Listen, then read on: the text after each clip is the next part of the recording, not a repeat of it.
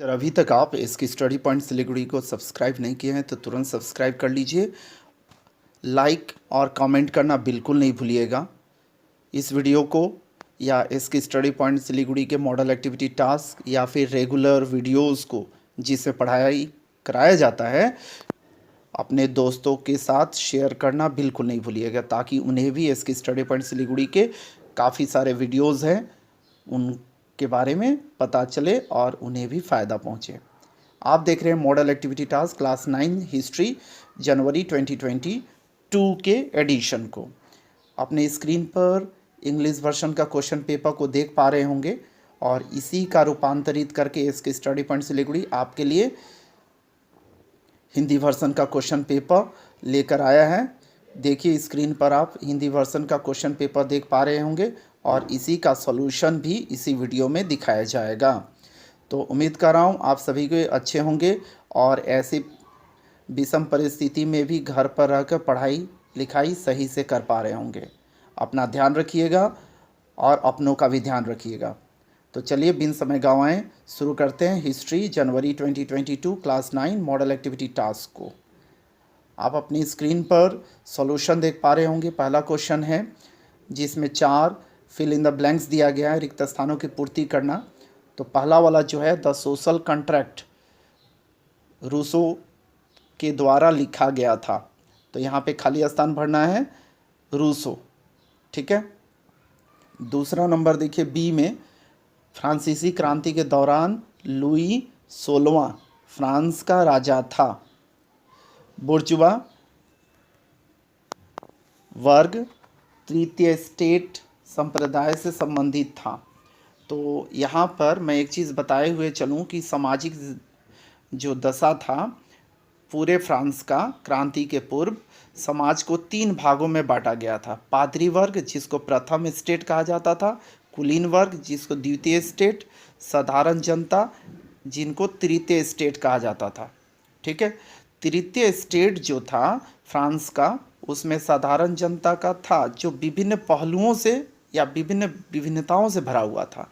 इस वर्ग में बुर्जुआ, शहरी मजदूर, ग्रामीण किसान, छोटे व्यापारी, शिक्षा साहित्य और कला से जुड़े लोग आते थे। ठीक है। तो आपको याद करके रखना होगा कि केवल बुर्जुआ वर्ग ही है ऐसा नहीं सोच लेना है तृतीय वर्ग में या तृतीय स्टेट में। अब नेक्स्ट देखिए बेस्टिल का पतन 14 जुलाई सन 1789 में हुआ था। ठीक है। हमेशा की तरह फिर से आप लोगों से रिक्वेस्ट करता हूं कि अगर इसकी स्टडी पॉइंट सिलीगुड़ी को सब्सक्राइब नहीं किया है तो तुरंत सब्सक्राइब कर लीजिए। लाइक और शेयर करना अपने दोस्तों से बिल्कुल नहीं भूलिएगा। तो हम लोग बात कर रहे थे बेस्टिल का पतन के बारे में। आप जानते हैं 14 जुलाई सन 1789 को हुआ बेस्टिल का पतन। ठीक है। तो बेस्टिल का पतन फ्रांसीसी क्रांति का सर्वाधिक प्रभावित करने वाली घटना है। ठीक है। तो इसका महत्वपूर्ण बहुत ज़्यादा है, इस बात को आपको समझ के रखना होगा, क्योंकि पेरिस की इस क्रांति का प्रचार फ्रांस के गांवों तक फैल गया। गॉडविन के अनुसार मानव रक्त पानी की तरह बहने लगा। क्रांति की किसी एक घटना ने सभी क्षेत्रों में इतना व्यापक महत्व नहीं बनाया जितना बेस्टिल के पतन ने बनाया। तो इसी बात से आप समझ सकते हैं कि बेस्टिल का पतन फ्रांसीसी क्रांति में सबसे ज़्यादा प्रभावित करने वाला घटना था। अब देखिए 2 नंबर क्वेश्चन है जिसमें 4 क्वेश्चन दिए गए हैं और सही गलत आपको बताना है। तो पादरी और कुलीन वर्गों की विशेषाधिकार प्राप्त वर्ग माना जाता था।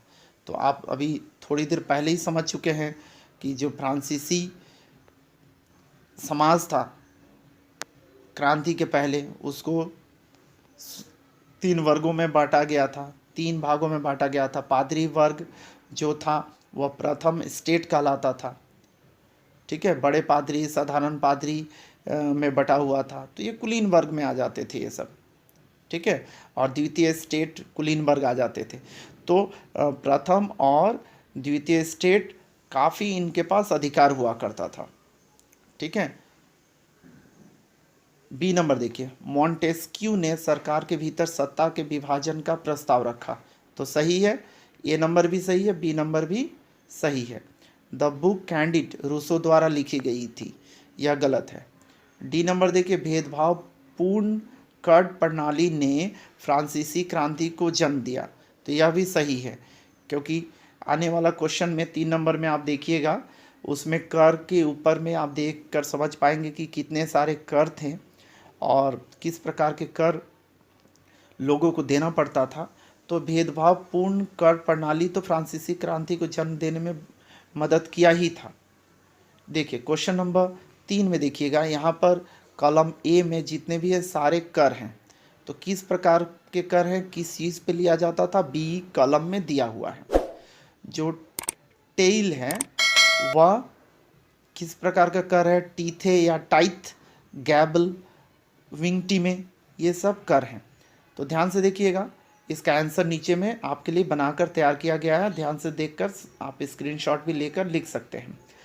टेल या टाइल जो है भूमि कर था, टीथे या टाइथ जो है धार्मिक प्रतिष्ठान के लिए कर था, चर्च को कर देना पड़ता था। गैबल नमक पर, लवण पर कर देना पड़ता था। विंगटी में जो था संपत्ति कर था।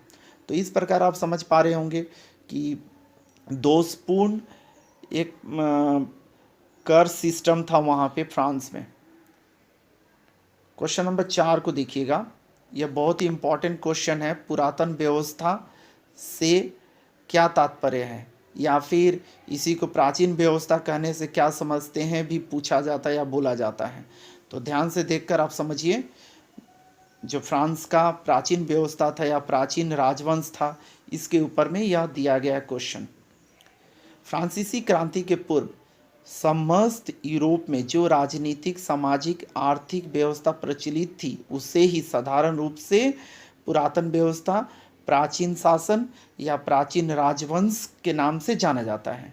इंग्लिश में इसको एंसेंट रेजिम कहते हैं। ठीक है, यहाँ पर इस चीज़ को आप समझ के रखिएगा, प्राचीन यूरोप का प्राचीन राजवंश राजा के दैवी अधिकार अर्थात राजा पृथ्वी पर ईश्वर का प्रतिनिधि है के सिद्धांत पर आधारित था। इस सिद्धांत से राजा को स्वेच्छाचारी निरंकुशता का अधिकार दिया। फ्रांस के प्राचीन बूर्बो वंश का शासन भी इसी का प्रतीक था। ठीक है, लुई 14वां अपने इसी अधिकार के मद में चूर होकर कहता था, मैं ही राज्य हूँ। वह कहा करता था, मेरी इच्छा ही कानून है। तो इस प्रकार की परंपरा चला करती थी। ठीक है, तो आगे समझ लीजिए, इसमें जो लिखा हुआ है, जो चीज़ मैं बताया उसको भी याद रखिएगा, समझ के रखिएगा, क्योंकि याद करना बहुत ज़रूरी होता है। बहुत सारे फैक्ट्स भी जानना ज़रूरी होता है, केवल आंसर लिख लेने से नहीं होता है। राजतंत्र ही इस युग की प्रचलित शासन व्यवस्था थी और वह व्यवस्था पूर्ण रूप से स्वेच्छाचारी था। राजा ईश्वर प्रदत्त क्षमता में विश्वास करते थे। वह वंशानुक्रम रूप से शासन कार्यों का संचालन करते थे। इस शासन में साधारण लोगों की कोई भूमिका नहीं थी। ठीक है, समझ में आ गया होगा। फिर भी कोई भी डाउट हो तो आप कमेंट सेक्शन में जाके लिखिएगा। और इसके स्टडी पॉइंट सिलीगुड़ी का chapter wise 3 minute, 4 minute, 5 minute का वीडियोज़ भी है, उसको जाके ज़रूर देखिएगा। आई बटन में मैं लिंक दे दूँगा, तो उस वीडियो को जाकर ज़रूर सुनिएगा। उसमें बहुत सारे MCQ टाइप क्वेश्चन, छोटे छोटे क्वेश्चन जो माध्यमिक में आते हैं वो दिया गया है। इस तरह से मैं अभी समझाते हुए बता रहा हूँ, उस तरह से नहीं किया गया है। तो आपको बहुत अच्छा लगेगा और ध्यान से समझिएगा, देखकर पॉज करके स्क्रीनशॉट करके आप नोट करते जाइएगा। आपको काफ़ी डिटेल नॉलेज पहला चैप्टर का मिलने वाला है। ई नंबर देखिएगा, थर्मोडोरियन रिएक्शन क्या है। फ्रांस के जैकोबिन दल के नेता रॉब्सपियर और उनके अनुयायियों को मृत्युदंड दिया गया। 14 जुलाई सन 1994 ईस्वी की इस घटना को फ्रांसीसी क्रांतिकारी कैलेंडर के 11वें महीना थर्मिडोर में हुआ था। इसी घटना को थर्मोडोरियन रिएक्शन कहा जाता है। समझ में आ गया आपको। अब क्वेश्चन नंबर सी को देखते हैं। फ्रांसीसी क्रांति के 3 आदर्श क्या थे, इस चीज़ को समझ लीजिए आप। फ्रांसीसी क्रांति के 3 केंद्रीय आदर्श स्वाधीनता, लिबर्टी, समानता, इक्वालिटी, भाईचारा, फ्रेटर्निटी था। इसी आदर्श को वास्तविक रूप प्रदान करने के लिए क्रांतिकारी सचेष्ट थे। फ्रांस और फ्रांस के बाहर लोगों के मन पर इस आदर्श का बहुत बड़ा प्रभाव पड़ा था। फ्रांसीसी जनता के मन में यह आदर्श इस प्रकार जम गया था कि वे बाद के प्राय सभी कार्यों में इस आदर्श का अनुसरण करने की चेष्टा करने लगे थे। ठीक है, तो उम्मीद कर रहा हूँ आपको समझ में आ गया होगा। फिर भी कोई भी डाउट अगर हो, कोई भी कन्फ्यूजन हो आपको, तो कमेंट सेक्शन में जाकर आप कमेंट ज़रूर कीजिएगा। ठीक है, यहाँ पर एक दो बात और बता देता हूँ आपको, ध्यान से समझ लीजिएगा कि फ्रांसीसी क्रांति के भ्रातृत्व बोध के आदर्श का प्रचार किया गया था। केवल अपने देशवासियों में ही नहीं, संपूर्ण विश्व में भ्रातृत्व बोध और सौहार्द की वार्ता को फैला दिया गया था। अतः फ्रांस ने यूरोप के अन्य सहयोगी प्रजातंत्र संस्थापकों का सहयोग किया था। ठीक है, तो ये बहुत ही इम्पॉर्टेंट, या फिर जो फ्रांसीसी क्रांति का केंद्रीय आदर्श जो था बहुत ही प्रभावी रहा। क्वेश्चन नंबर डी को देखिए, टेनिस कोर्ट शपथ के प्रमुख मुद्दे क्या थे? टेनिस कोर्ट शपथ के प्रमुख मुद्दे 19 जून 1789 में तृतीय संप्रदाय के प्रतिनिधि वर्साई के टेनिस खेल के मैदान में एकत्रित होकर शपथ ग्रहण किए, जो टेनिस कोर्ट शपथ कहलाता है। तो टेनिस कोर्ट कहाँ पर है समझ गए आप? वर्साई में है। टेनिस खेल का मैदान है। यहीं पर जितने भी तृतीय संप्रदाय के तृतीय स्टेट के प्रतिनिधि थे, तो तृतीय स्टेट के प्रतिनिधि कौन कौन थे आपको मालूम है, मैंने पहले भी बताया था इसी वीडियो में। तो उन सब चीज़ों को आप याद करके रखिएगा। और उन्होंने एक शपथ लिया था, वही शपथ टेनिस कोर्ट शपथ कहलाता है। इसके निम्न मुद्दे थे, देखिए। पहला मुद्दा, फ्रांस के लिए एक नए संविधान का निर्माण करना जिससे राजशाही पर, इसके निम्न मुद्दे थे। पहला मुद्दा देख लीजिए, फ्रांस के लिए एक नए संविधान का निर्माण करना जिससे राजशाही पर अंकुश लगाया जा सके। 2 नंबर पॉइंट देखिए, एक नए संविधान का निर्माण होने तक राष्ट्रीय सभा भंग नहीं किया जाएगा। और तीसरा था, तृतीय संप्रदाय तृतीय स्टेट के सभी प्रतिनिधि एकबद्ध होकर काम करते रहेंगे। तो उम्मीद कर रहा हूँ आपको क्लास 9 का मॉडल एक्टिविटी टास्क हिस्ट्री जनवरी 2022 समझ में आ गया होगा। फिर भी कोई भी कन्फ्यूजन हो तो आप कमेंट सेक्शन में जाकर ज़रूर कमेंट करके पूछिएगा, बताइएगा।